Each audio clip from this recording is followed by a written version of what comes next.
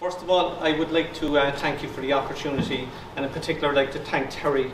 Terry was the one who contacted me in the first place and gave me the opportunity to actually come along and showcase the work that we do at Cork City Partnership. I would also like to say, I was sitting here listening to the speakers a few moments ago, and I must admit, quite a hard act to follow. So thanks very much to Alan, thanks to Seamus, and thanks to Jan. And in particular to Rasmus, I think I might be a little bit better placed to welcome all of you to Cork City. This is my city. I was actually born in Cork City. I was born not so far away. So we're very much immersed in the city itself. And we do have a vested interest here in the city. We like to see our city develop and welcome. So I work for Cork City Partnership, and Cork City Partnership is a local development company. We're a not-for-profit organisation, and we're funded by the Irish government and by European Social Fund, primarily funded under SIATE. That's the Social Inclusion and Community Activation Programme. SIATE has been around for a number of years. We're in the second phase of it, and quite recently a report, the most recent published report on SIATE, referred to and states that there was 26,000 individuals supported nationally through SIATE, and almost 2,500 community groups. Now, Cork City Partnership feeds into those type of numbers. So we're feeding into that broader figure in terms of the work that we do on an ongoing basis. Cork City Partnership was established over 25 years ago. Nucleus of an idea of a business to support people that were long-term unemployed. It was created in 1992, and in 1997 we rebranded, became Cork City Partnership. More partners got involved with the company. We have 7 offices here in Cork City. We have an outreach office, 7 outreach offices here in Cork City. And we have 45 employees within the company. Now, we tackle disadvantage and social exclusion. That's the key objective that we have. It grew out of helping people in the state of unemployment, and we broadened that out as time went on. As I say, we're part of the national network, and there are 48 independent local development companies throughout Ireland. We're one of those companies, and we have a footprint in the city of Cork. That's our geographical area, that's our field of operation, if that's what you want to refer to it as. And we're working in collaboration with other agencies, like the Local Enterprise Office, like the Department of Social Protection, like the Department of Justice, and Community and Rural Development. That's our key area of operation. If you were to look at the day-to-day stuff that we do within what we operate on a day-to-day basis, we're very heavily involved in community development activities. We help local groups and we help individuals in terms of community development. And our reach spreads out well and truly into local communities. We're very much at the hard face or the cold face of operations at that level. We also support education. We support people in terms of short courses. We provide and facilitate short courses for people locally through our offices, through community centres, etc. We have a community officer working with us. And we also refer people onto mainstream education. People are more prepared, they have a particular discipline that they want to follow, and we would refer them into mainstream education. But the area that both my colleague Yvonne, who's here with us, and myself working is in enterprise support and training. And that falls in under the banner of employment activation. We have a very heavy presence in terms of helping people who want to get back into employment. And part of that is the enterprise support and training section. And that's what I'd like to talk to you about a little bit more in detail if I can. So we both work in that particular area, and that's what we get involved in on a day-to-day basis. You can see I'm very, very used to doing this type of work. Now, in terms of entrepreneurial skill developments, our key target group is long-term unemployed individuals. We also deal with and help and assist newly unemployed people, or people who might have an inquiry around a business idea, very, very new to entrepreneurialism, and they want to start into business. When we are engaging with individuals, our key task is to sit down and explore all the possibilities. We sit down, we try to build rapport with individuals. We try to get to the stage where a person is comfortable discussing their particular situation with us. And as you may know, every situation is different.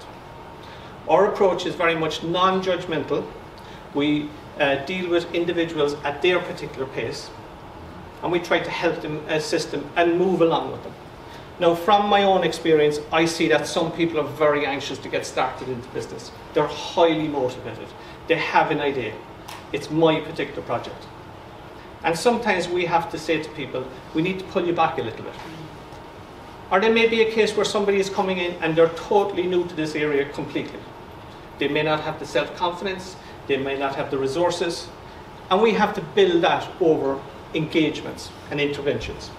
And we do that by assessing their proposal, the actual business proposal that they're putting forward. We will talk to them about things like setting up a business in this country. We will talk to them about the legal obligations that they have. Now, these seem very, very basic, I'm sure, to some of the people that are here in the room. But nevertheless, it's an important passage for us. We have to go through this process with individuals. We have to make sure they're comfortable and that they're knowledgeable about what they're getting involved in. This engagement, this rapport with customers, helps us to identify business training requirements. Some of our clients may need very basic business training because they're already involved in that area or they have previous experience. But there's a lot of our clients who will be very, very challenged when you talk about taxation, for instance, when you talk about your legal structure. These are very basic things that I'm sure comes up for other people around as well. We also assess the viability of a project. Now, we're looking for long-term sustainable projects. We're not looking for somebody who says, I've got a great idea, I'm going to open a shop for Christmas and I'm going to sell all those lovely little ornaments. Of course it's going to be popular. Of course it's going to be very, very good at a certain time of the year. But if it's going to be long-term sustainable and be able to generate an income from you, we have to put the foundations in place correctly. So that's what we do. We also talk to people about the financial security. Some people are reluctant to go into business into self-employment because they're worried about losing their social welfare entitlement. Now, we will always go through that process with people. And a lot of our clients will actually apply for what's called the back to work or short-term enterprise allowance. These are schemes that are available to people who are starting businesses in Ireland. They're rolled out by the Department of Social Protection, and they allow you to hold on to your social entitlement for up to 2 years. So that is an incentive for people. It gives them a sense of security. They're quite happy to proceed once they know that this is in place. It's a really good support for people starting out in business. Because as we all know, there's nothing definite about business. You have to be able to chop and change on an ongoing basis. With our engagements with clients, we have come across a number of challenges. And I was asked to point this out from our findings as we operate with individuals. One of the biggest problems that we run into is financial security or financial insecurity for some of our clients. It comes up very, very early in the discussions. But we've also found that a number of our clients, not everybody, to be truthful, have a lack of business awareness and regulation around starting a business. And we have to explain that in very simple terms to people. People also have a lack of access, or they don't have access to the proper capital to set up their businesses. Of course, we'd all like to have more money to play around with and to develop and to invest in our business. But the client group that we deal with, who are coming from a position mostly of unemployment, are starting businesses on a shoestring. They're starting businesses in the service industry, product-based businesses. They're starting them on a shoestring. And we have to adapt to that, and we have to kind of work around it. We have to make sure that the client is confident and that it's going to be viable and sustainable in the long run. Limited market research. I don't think our client base pays too much attention to market research. It's a fundamental part of any business. And we would always encourage people to do market research prior to starting their business. We would go through that, and we have supports for them, and we have training for them around all of that, how they would actually do the market research so that they can develop a marketing plan. We also incur linguistic challenges and cultural challenges. As new people come to live in Ireland, and as the whole of Europe is chopping and changing at the moment, as we all know, some people here have not got the basic English to speak to customers. So make a phone call, try to follow up with the sales lead. They have difficulties in that particular area. And we often direct people onto other services, like going to do an English language course. Doesn't always happen, but we have the facility to do that. Business management skills is kind of obvious. If you haven't been in self-employment before, it's a very, very fast and steep learning curve.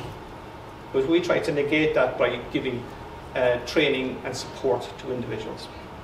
Now, we would always consider a person not progressing into self-employment as being a positive outcome in terms of supporting individuals. There's nothing worse to say, if I had the time again, I would do X, I would start my own business.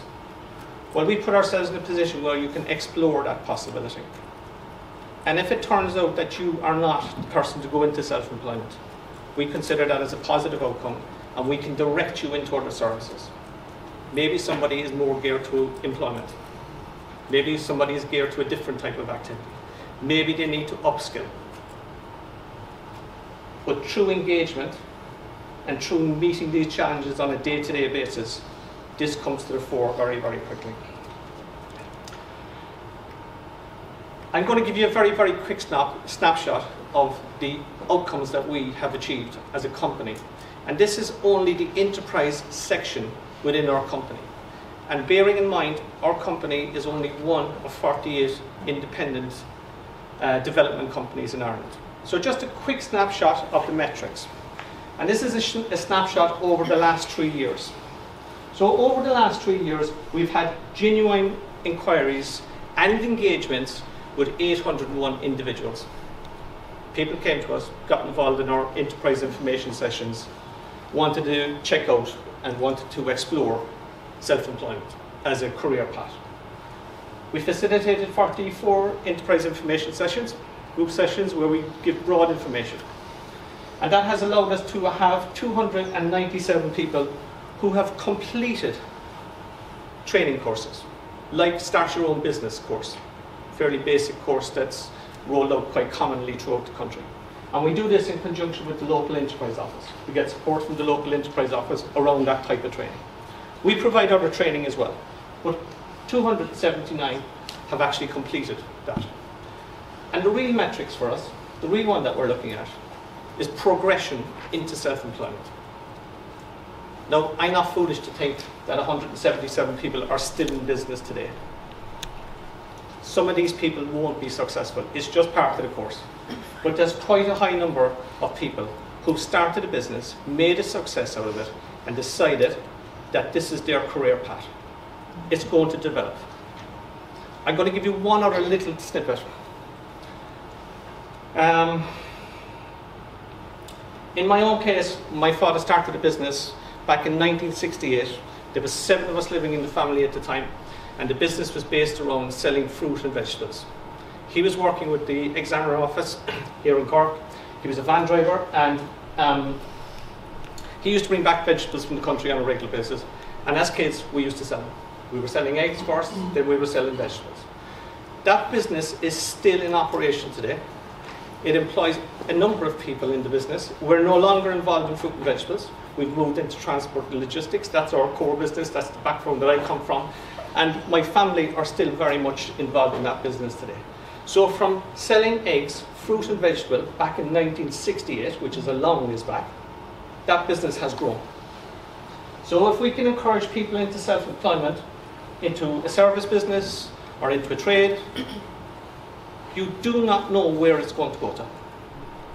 So we're planting the seeds.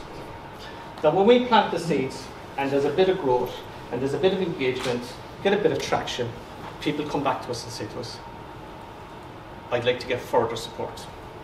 which might be outside our brief.